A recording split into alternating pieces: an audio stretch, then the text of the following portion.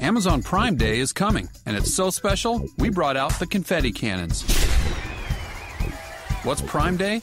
It's a day with more deals than Black Friday, exclusively for Amazon Prime members. Amazon Prime members can save big on thousands of amazing items, all on Prime Day. Not a Prime member? There's still time to sign up. Go to Amazon.com right now. Don't miss it. Prime Day is one day only, July 15th. I'm going to need a lot more confetti, just so you know.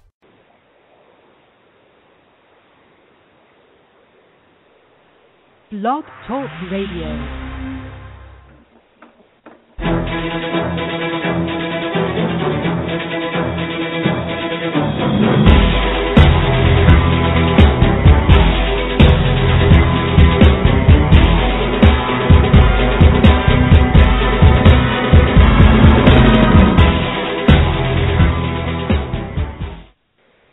Welcome, everybody, to another edition of The Grueling Truth. I'm your host, Mike Goodpaster, and as always, I'm joined by my co-host, Joe Rodriguez. How you doing tonight, Joe? It's hot here in the Northeast. Oh, well, you quit whining. It's only hot like 1 month out of the year, so you're always complaining about it freezing all the other time. But we got a special guest tonight. He's getting ready to fight Antonio Tarver, I believe, August the 14th of this year on Spike TV. He's the former Cruiserweight champion of the world. Help me welcome to the Grueling Truth, Steve Cunningham. How you doing tonight, Steve? Hey, what's up? I'm doing good. All right, well, to get started off from the beginning, tell us a little bit about your life growing up. I think you grew up in Philadelphia, didn't you? Yeah, grew up in different parts of Philly. That's part of why I became a fighter, moving around a bit. Was the new kid on the block a few times. So, back then there wasn't a lot of gun violence. So, guys balled their fists and settled things with fights. And I just kind of had to fight for a little respect and a little dignity here and there. Yeah. Joe? While this is Joe, Steve, thanks again for joining us. We're really happy to have you with us. Reading up about you, I read that, unfortunately came from a broken home, and you had to survive, you had to resort to dealing drugs as a teenager. And I'm sorry to bring that up, but it's part of your background and what made you today. How did what got you away from doing it? Well, first, what got you into doing that, and how did you get out of it? Well, initially I grew up with my mom and dad till I was about 9, and then my parents separated, and we went with my mother, of course, and after that split, it was like it was like crushed because I looked up to my father. My father was like my Superman, but now here it is. I'm angry. I'm rebellious. I had a bad temper. I'm moving around. I had to basically fight to not get jumped, and I got jumped a few times. And peer pressure basically set in to make me choose to go that path of drug dealing. I mean, then at that time, that's when crack cocaine was just taking over the city, and it seems like a lot of it was just so easy to get. And about 14 years old, and I remember just getting teased so much. It was fights breaking out because of it. Not having the high price sneakers and just not having the high price clothes, and I really gave into that peer pressure and started, doing this illegal thing. But I did it for probably about a year and a half at the most, and just I knew it was time to stop. It was just something in me that's like, man, because there's guys that I knew who got shot, guys I knew who got killed. I knew a guy who got stuck up for his Jordans and he got murdered. Even though he gave him the brand new sneakers. Just growing up with makes you grow up a little faster, in a sense. So at one point I remember just really having this thought of, man, I need to graduate high school and do something with my life. If I continue to do this, I'm going to go to jail or even be dead. So it was a short-lived illegal career. I'm totally glad for it, but it did help shape the way I saw the world, though. Because here it is, one year I'm running around playing hide on these streets, and the next summer, I'm dealing crack on these corners, and I'm seeing who's the crack addicts, who's the drug dealers, who's the stick-up kids, and it's just you saw the dark side of the world, real quick. Yeah. Well, after graduating high school, I know you joined the Navy. What led to your decision to, after you graduated from high school, join the Navy? Kind of the same thing, all of this played a part, the drug dealing. I had stopped dealing drugs at, I graduated high school. I wanted to go to art. I wanted to go to the Art Institute of Philadelphia or New York, but at the time, I was living with my mother. My mother was working 2 jobs, so she couldn't tell me how to prepare. What to do to get to college. Financial aid, student loans, or even get my portfolio ready to submit it to these colleges. And art was my major, and I'm sitting there, and all of my friends are getting acceptance letters, to New York, to Philadelphia Art Institute, to different places, Los Angeles, California. I'm like, wow, where's mine? And my art teacher was like, hey, you didn't fill out your paperwork. You didn't do your portfolio. And I knew then, like, wow, I was like, man, my future's screwed. I really wanted to be a graphic designer. I wanted to be an artist. And I'm like, man, what do I do? And it really hit me again, like, I need to do something, because if I stay in Philly, I'm either going to go back to selling drugs, working at Checkers or McDonald's, which I really didn't want to do, which I didn't see any joy in doing that. And either, if I sold drugs, the same conclusion, death or jail. So I just basically was like, man, I need a way out of here. And literally within that week, the Navy recruiter came to my advisory class, started saying the exact things I needed. He's saying college money, GI Bill. He's saying make money. And, of course, the last one that really got me was that was it. So after the Navy, you started, I'm not sure if you started in the Navy or after the Navy, you started your boxing career. How did that get started, and what got you interested? Well, when I initially went to the recruiter, they have this paperwork, and they ask you, what's your hobbies, what do you like doing?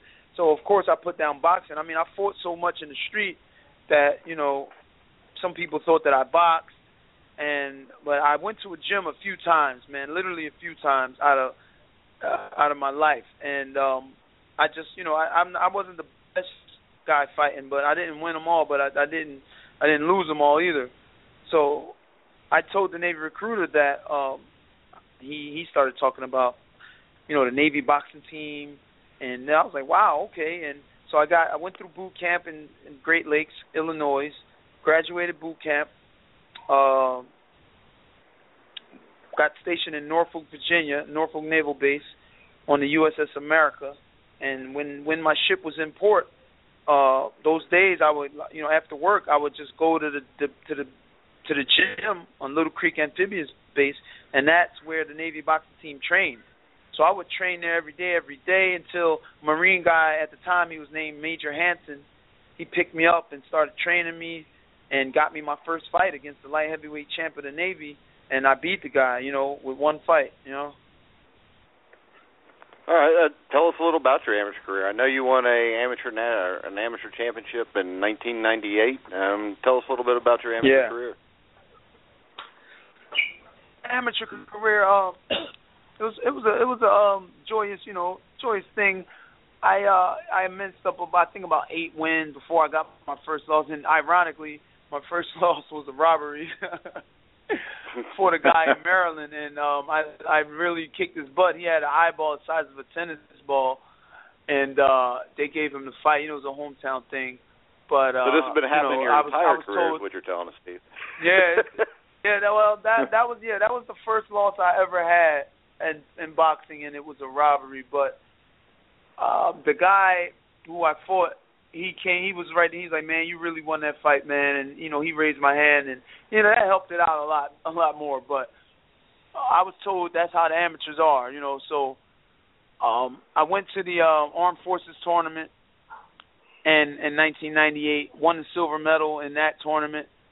Then went to the U.S. Nationals. I lost to Anthony Stewart, who was the number 2 or number 1 light heavyweight in the nation. And then the next tournament was the National Golden Gloves.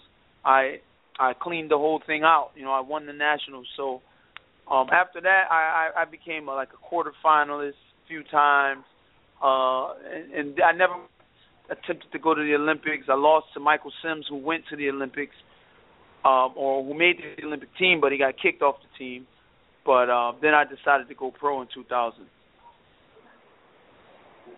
So when you turned pro, because it seemed like you had a fairly short amateur career, how'd you feel? Did you feel like you were ready to turn pro, and were you apprehensive? How'd you feel about it? When I turned pro, I was kind of ready to turn pro, because after I had left the Navy, after I won the National Golden Gloves, in order to pursue this dream of being an Olympic boxer. You know, the Navy, at the time when I was boxing on the Navy team, the lieutenant of my department, he was all for, you know, me boxing. My captain of the ship, he was all for me getting on the Navy boxing team. But then when I got back, we had a change of command, and I had a new lieutenant. I had a new captain boxing in the Navy. They cared about manpower on the ship. So I only had about 6 months left, and I had to make a quick decision. You know, should I get out the Navy and pursue this dream, or should I stay in and try to work it out here? And I just knew it wasn't going to be a smooth enough ride for me in the Navy, so I left. At that time, I moved to Atlanta. Me and my trainer lived in Atlanta, and we were working, and I was working a job and training hardcore in order to make this team. Of course, I didn't make the team, and at that time I was broke, man. I mean, I was hurting. I needed money. I was kind of sick of working these penny ante jobs, and but I had this talent. You know, I felt I had this talent, and I'm like, man, there's people making money doing what I do. You know, so. I was just like, hey, I'm going to turn pro. So I don't know if you guys remember Ebo Elder, but his dad, Greg Elder, had called me on a Saturday morning and was like, hey, Steve, I heard your name's in the hat to be a pro. You want to make your pro debut tonight? And I was like, sure. How much? He said $1,000 for 4 rounds, and I was like, I was broke. I needed money. I was like, heck yeah, So I went to Savannah, Georgia. We drove from Atlanta to Savannah. I beat, I think it was Norman Jones at light heavyweight. Beat him, 4 rounds, and I was a pro. I was officially a pro, 1-0. Made $1,000 for 4 rounds. The easiest money I ever made. Well, you just killed my question about your pro debut. I hope you're happy. Oh, sorry. That's all right. But then you went to Poland and fought, and I believe that was the first time you got screwed over as a professional. Christoph, whatever his name is. But I actually just watched the fight again today. You lost a split decision, and the fight wasn't even close. I mean, what are your memories of that night? Thank you, sir. Yeah, my memories of that night were depression and anger. I was very mad that night after that fight. First, before that fight, I had already fought in South Africa. Fighting in someone else's country wasn't taboo to me. But in Poland, when we got to Poland to fight Christoph, I found out that we were the first ever world title fight there. So I go down in the history books for that. They were letting you get out of there for one then. Yeah, no doubt, exactly. We were the first ever world title fight in Poland, and then at the rules meeting, I fought and I was sponsored by Grant Glove, Grant Equipment. They wouldn't let me wear my gloves. I had to wear the Everlast gloves that he had. It was just everything was for him, and here it is. I was the number 1 contender. He was number, I think, 3. He only got chosen to fight because O'Neal Bell vacated the title. So here it is. But his promoter won the bid, and we had to deal with everything that they wanted. I mean, there wasn't even supposed to be a Polish judge on the judges panel, but they somehow a German judge and an Italian judge, and an American judge, and I boxed the fight, man. I felt I boxed good, I gave him a few rounds, but I felt I boxed well. And after the fight, right after the bell rung, they gave him the microphone before any decision was announced. They gave Krzysztof the microphone, and he started speaking in Polish, giving what I totally felt was a victory speech, which I didn't understand, but I just knew. I'm like, is he giving a victory speech before the judges even announced? So I kind of knew then that I was robbed. I mean, I literally fell down and broke out into tears in that ring, and I just broke. I was so mad. I told them at the press conference, you guys made a monster, because if I can box like that and not win, I'm going to go back to the gym and train even harder. You guys created a monster, and sure enough, we got the immediate rematch. Yeah, and the bad thing about that is the American judge had you winning the fight like 119 to 109. And then the two Polish judges, which I think 10 were his rounds or 11 rounds, yeah. Yeah, and then I think the other two were Polish, and I think that was his mom and dad. So, and he still barely beat him. Right. But then you had the immediate rematch. Yeah, go ahead. Talk about the rematch. We got the immediate rematch. Those guys, they did so many things wrong. I mean, illegal. I mean, so many things against the rules that I think they confused themselves. They were just doing it the way they wanted to, and they were just so excited to finally have this world title here, and they knew they were going to rob it somehow. So they crossed a lot of T's and dotted a lot of I's, and we got them on not giving the drug test.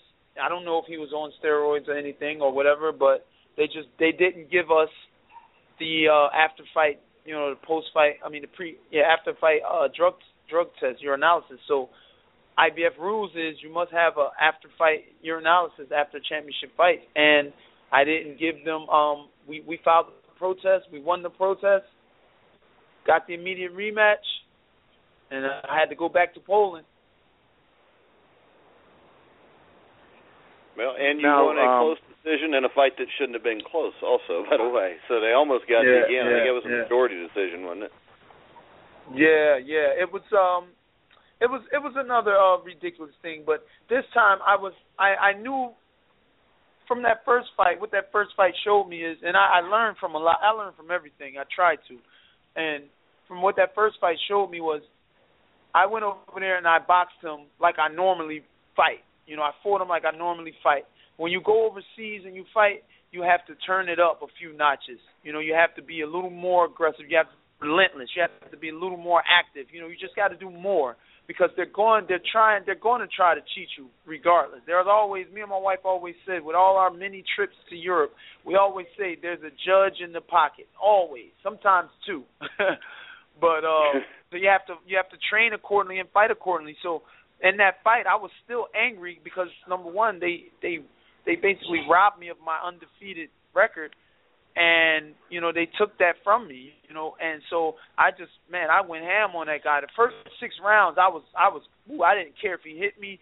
I was going to hit him 4 more times. If he hit me twice, I was going to hit him 8 times. That's just the way I felt, and it was just a funny thing. The ring was a funny material. It got real slippery after the 7th round, and it was just crazy, man. It was crazy. But you know what? We still got the victory, and that belt was draped around my waist after that fight. What led you to move up from cruiserweight to the heavyweight division? Oh, man, that right there is a little funny story. I mean, because here it is. I lost Fort Troy Ross, got it back, 2-time world champion. I signed with the Germans in order to solidify a lucrative rematch with Marco Huck, who I stopped in the 12th round. But Marco Huck now has been, he defended the WBO title probably like 6 times, and he was making a lot of money. So we figure we go over there and make some money because the Cruiserweight made no money in America. And at that time, I had already beaten the Darchick, who was now WBC Cruiserweight champion. I had already beaten Marco Huck, WBO champion, and Guillermo Jones, who was WBA champion. So I beat all the title holders already. None of them wanted to unify. So wow. I was stuck as a cruiserweight fighting my mandatory. Then I got to fight with Hernandez in the portal robbery, and I rematched him, and I lost the rematch. And I was like, wow, I can't stay cruiserweight because those guys didn't want to fight me with a belt. So I could only imagine trying to get a fight without a belt where guys didn't even have to fight me. And there was nothing, there wasn't even an incentive at the end of the line for them.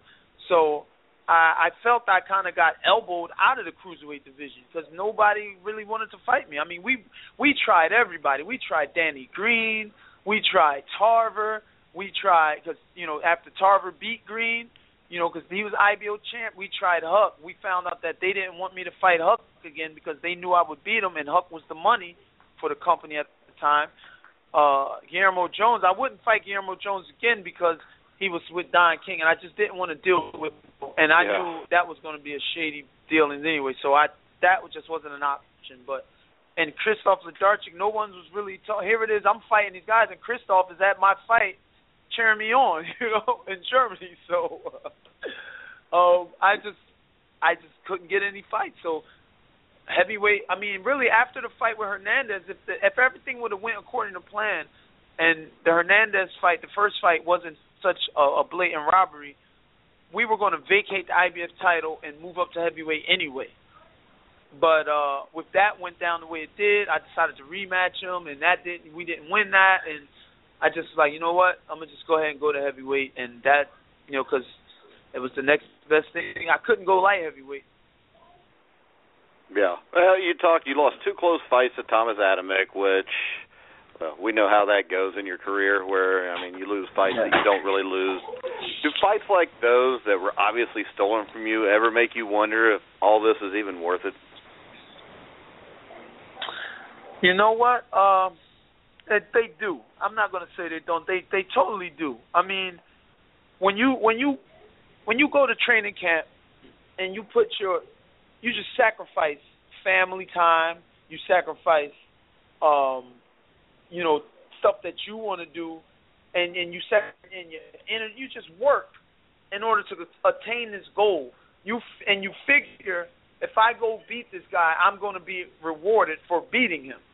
But when you fight and then it doesn't happen like that, when you do beat the guy and you don't get rewarded for it, you darn right you say, man, why am I doing this? Why? But that faith that's within me, dwell on that long, it just won't. I mean, and here's the thing, those fights that they say I lost, I did damn great in. I beat Thomas Adamek the second fight. Even the Tyson Fury fight, that Fury should have been disqualified. But in the Glasgow fight, I freaking spanked Glasgow. It's ridiculous. Those things that happen, the faith that's in me makes that, it turns that anger, and it turns that, oh man, why am I doing this? It turns that into, I'm going to work harder. I'm going to work harder to where they can't do this to me anymore. That's my goal. You know what I'm saying? Now that's my goal. I'm going to work so hard and beat this dude's butt so bad to where I dare you to rob me. Because with the second Adamek fight, I mean, that was and I'm a crucial critic of myself. I give myself an 8.0, 8.5 boxing lesson on that fight. I mean, I made Adamek look like an amateur in there, and that was a no-brainer. Steve Cunningham wins, but then there's a draw, and hold up, it's a split decision. It's just shadiness. It's just ridiculous. So that drove me back to the drawing board. Not even back to the drawing board. That just took me back to the gym, back to camp with an much more meaningful drive. Same thing with the Fury fight. Same thing with this Glass. And then, like I said, the major thing is, this is summing up right here. After the Glasgow fight, I mean, my team was mad. I mean, I saw Brother Nazim in a way I'd never seen him before, and we had to go check on him in his room because we're like, man, making sure he's all right because he's just like, this stuff is not right. He's like, well, they just keep doing this to you. And I said, well, listen, I said, it could have been worse. And everybody looked at me like, what? I said, he could have beat me up. He could have really beat me. You know? But I'm like, the fact is, I kicked his butt. The world saw it on HBO. They saw me having this guy spit his mouthpiece out. You know, they saw me fight in my, fourth undefeated heavyweight in a row. You know? They saw Steve Cunningham, the small heavyweight that everybody writes off. They saw me do my thing again.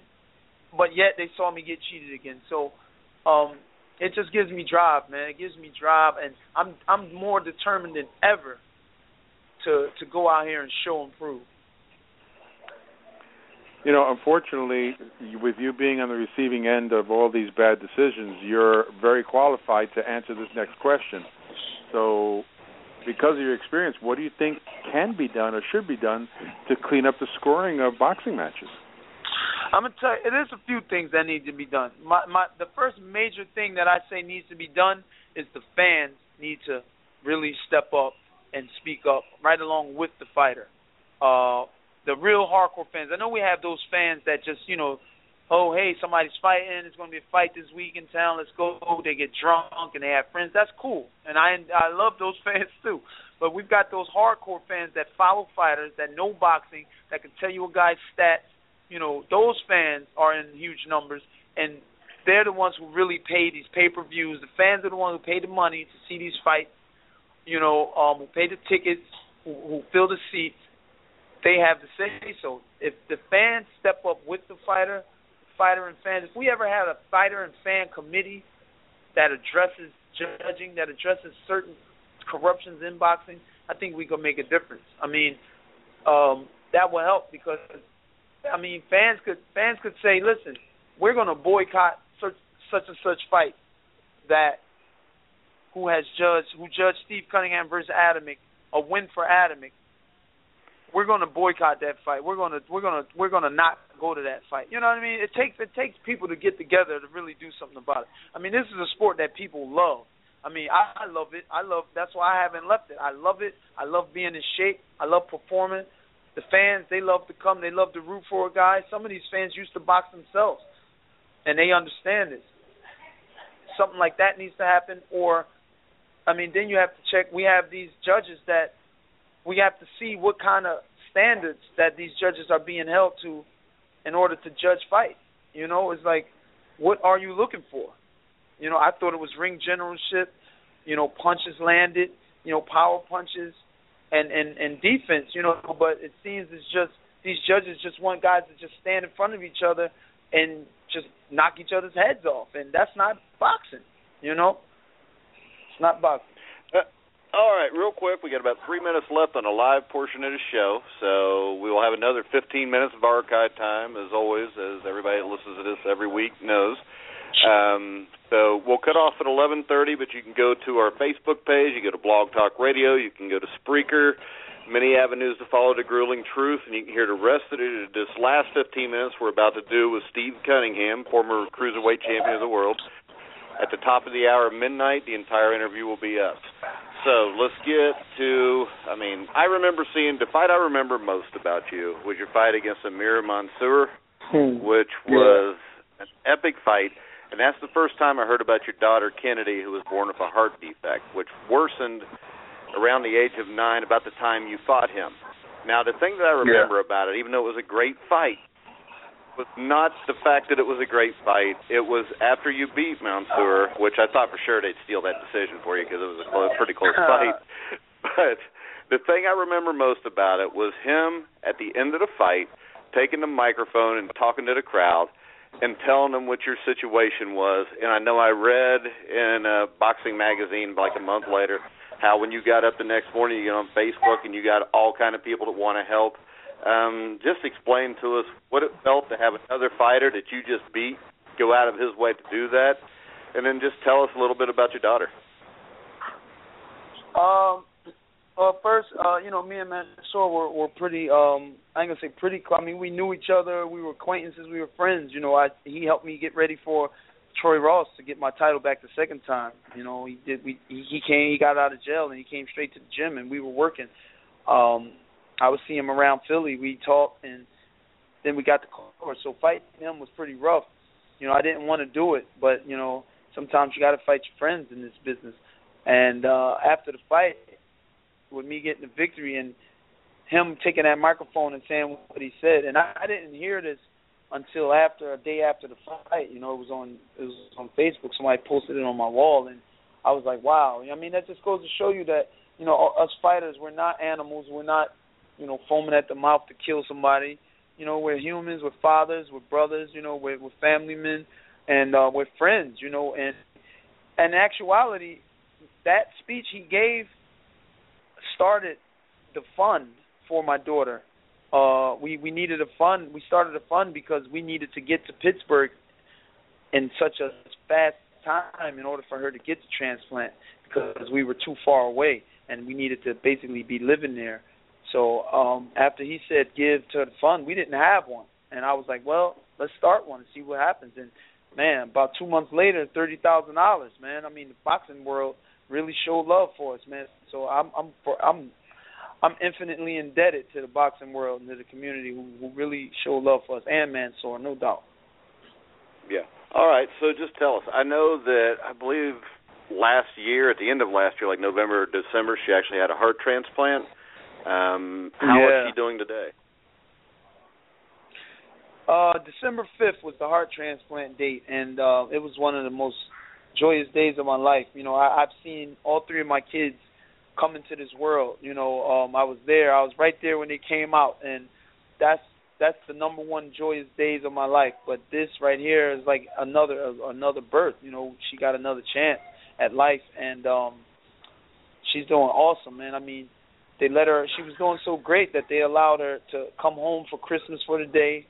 You know, 20 days after the transplant, she was allowed to come home for 24 hours, and then a couple weeks after that, she was able to come home permanently. And she's just been knocking these stats out the window, man. I mean, out the roof. You know, we're a blessing. Blessing doesn't even fit what we went through with this transplant. I mean, there's no words to express.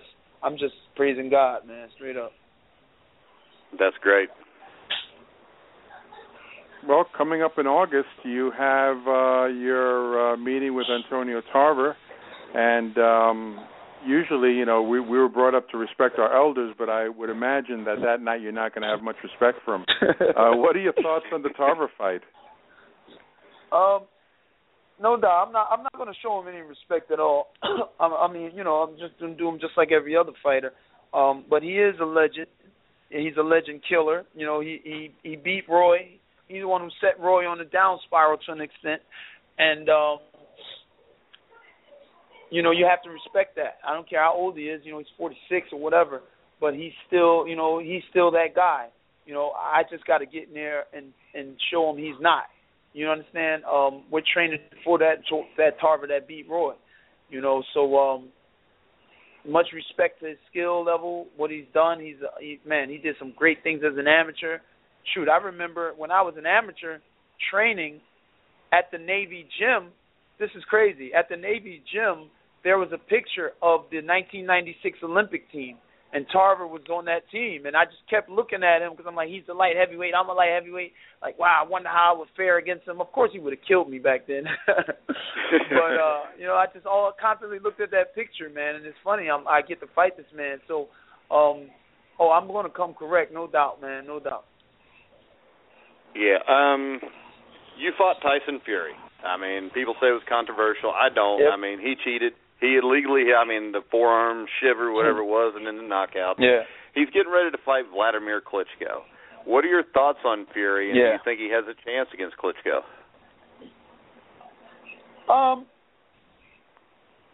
A guy 6'9", and I've been to camp with Fury since our fight. You know, I went to camp with him for 4 weeks. Him and his team work out, and his uncle Peter doesn't play around. You know, Tyson has an engine, and you know Tyson can go. He's in shape. He just talks so much, you just don't care for the guy. You know, but he's in shape and he's willing to learn, and he's 6'9", so you can't count a guy out like that, and he's hungry. I know for a fact, I've talked with him numerous times before, after and during the camp, and he's hungry, he wants to gain respect, and he knows beating Vladimir will get him that, or he feels that. But you have Vladimir Klitschko, a decorated amateur, a doggone heavyweight that's going to go down in history with his brother, dominant heavyweight. It's going to be a good fight. I can't call fights, man. I try not to call fights because, you got a hungry guy and you got a veteran. It's going to be a good fight. I'm going to be sitting at the edge of my seat for this fight. But one thing I will say about Vladimir is Vladimir does tend to do very well against taller guys. He destroyed Watch. I think he fought another tall guy, taller than him, a few times. And he does pretty darn good with taller guys. So we'll see, man. We'll see. Yeah. Okay, Joe. You're 36, and usually fighters are either retired or on their way out at 36. But you look like a youthful 36. How much longer do you want to fight? I'll be 39 next week, man. 39, wow! So you still look very youthful. So my question is even more relevant. So how much longer?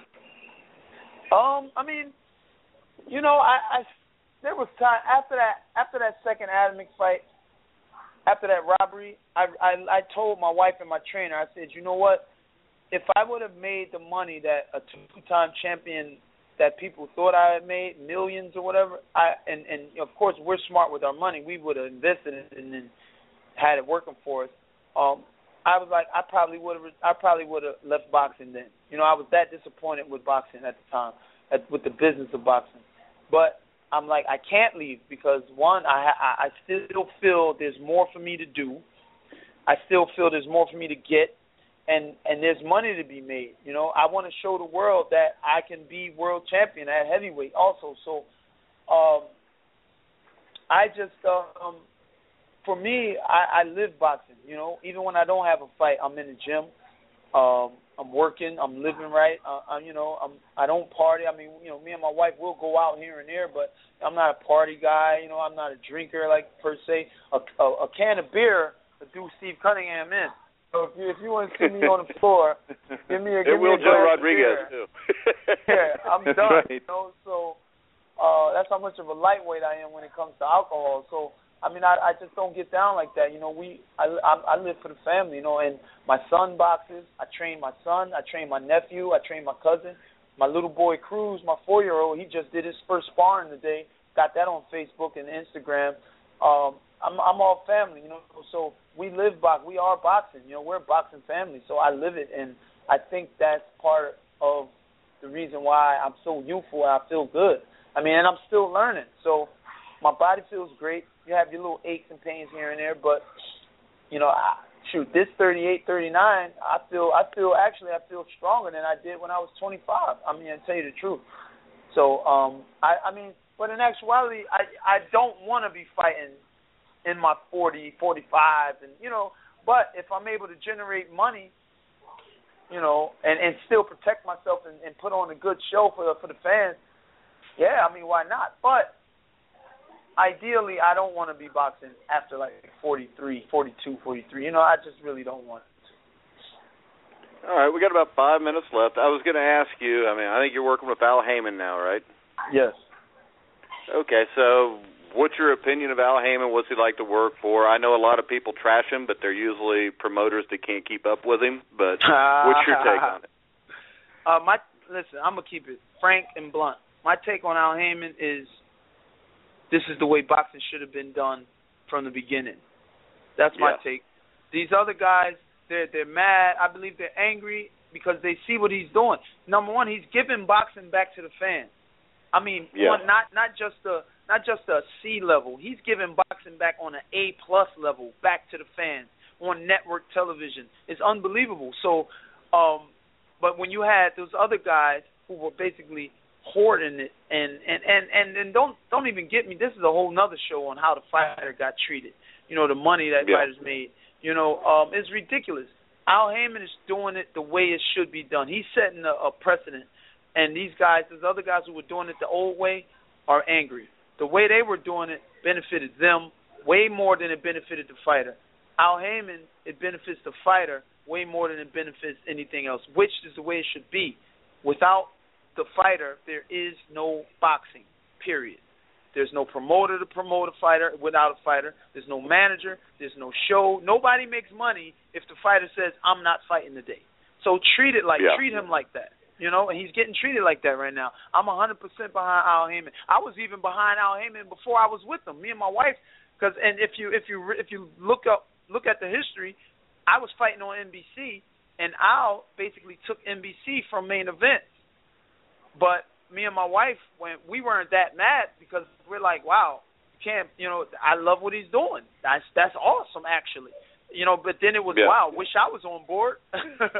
But we are now, you know, so what he's doing is awesome. That's the way boxing should be done, you know. The fighter should not be making peanuts. I mean, don't get me started on the amount of money that I made, me and Mansour made. That was ridiculously low. I mean, disgracefully low. And we put on an awesome fight. But well, I would imagine the only time you made any money was when you were a cruiserweight fighting in Europe. Yeah, exactly. That's when I made my most money. I made a pretty good, significant, good purse fighting Adam the first time. The second time, it was a pale in comparison to it at heavyweight. And people say, oh, you go to heavyweight to make money. Well, shoot, I haven't seen that type of money. But you know, now that we've moved to Haymon, you know, things are looking different, and there's just more of a care for the fighter per se, not as much as the business. You know what I mean? And me and my wife, when we talked with Al, we were in shock with the things that he was saying that was going on, and we're like, this can't be real, you know, because we were so used to getting screwed, you know, and getting done the dirty way. It's just like, wow, it's like you take an abused woman, you take a battered woman, and she got a good man now. You know, it's like, hold up, this exists. You know, they're really out here. You know what I'm saying? That's how we feel. Well, we're almost out of time. It was an honor having you on. I mean, the story, I knew a little bit about it from watching the Mansour fight, but then when I started doing a little research today, actually, and started reading everything, I mean, your journey's been amazing. And the one thing that really stands out to me is the fact that today most people don't learn from their mistakes, you know, and it's not the mistakes you make that make you a man. It's your ability to overcome those mistakes and right them. And, I mean, after you whip Antonio Tarver's butt, we would love to have you back on. Oh, man, just let me know, man. I'll be there. Joe, you got any final words? You have two guys here rooting for you to beat his butt, so definitely take care of business and get out in one piece and be safe, and I hope you make a huge payday down the road. Thank you, guys. I appreciate it, man. Much respect. All right, man. Thanks for calling in, Steve. All right, thanks for having me, guys. Anytime. All right. Thank you, Steve. All the best. All right, Joe. That was a pretty good interview, don't you think? Yeah, let me tell you, I'm surprised that he hasn't had more opportunities to be in front of the camera. He's very articulate. He knows the game, obviously. Yeah. Very impressive, I think that's I think he was just stuck where he was always put as the B-side fighter on somebody else's. It's like we talked earlier on the phone. It kind of reminded me of Glenn Johnson. You know, Glenn Johnson has had 13, 14 losses in his career, but probably 10 of them weren't legitimate because he was stuck having to go overseas to fight somebody to make some money. I wouldn't be surprised if Steve has a nice career after he's finished fighting with commentating, and I also wouldn't be surprised if he makes as much or more money commentating. So, you know, that. Yeah, very impressive, and I know I will definitely be watching that fight now, and I bet you do now too. Absolutely. Now that he and I are close personal friends. Yeah. Plus the fact of this: Antonio Tarver beat Rocky Balboa, and I cannot cheer for anybody that ends Rocky Balboa's career. And we all know it was not a legit decision. It was a split decision. I think Balboa won every round from the fourth on. I don't know about you, but. Oh, wow. Well, come back to reality. So you think Tarver beat Balboa? All right. Plus, Tarver looks a little like a milk dud, but we'll let that go. But thanks for listening in tonight. We will be back next Tuesday night with a Grueling Truth boxing show. We'll have a special guest then, hopefully, or me and Joe will just ramble on for 45 minutes. Thursday night, we got a special guest on the Grueling Truth football show with myself and my co-host, Matt Andrew Scavage. We'll have former legendary Seattle Seahawks safety Kenny Easley on the show. And I bet Joe Rod might even call in that night. I definitely will. He's an all-time great. But all right, guys, thanks for listening in. Remember, you can catch us on Spreaker, the Grueling Truth Facebook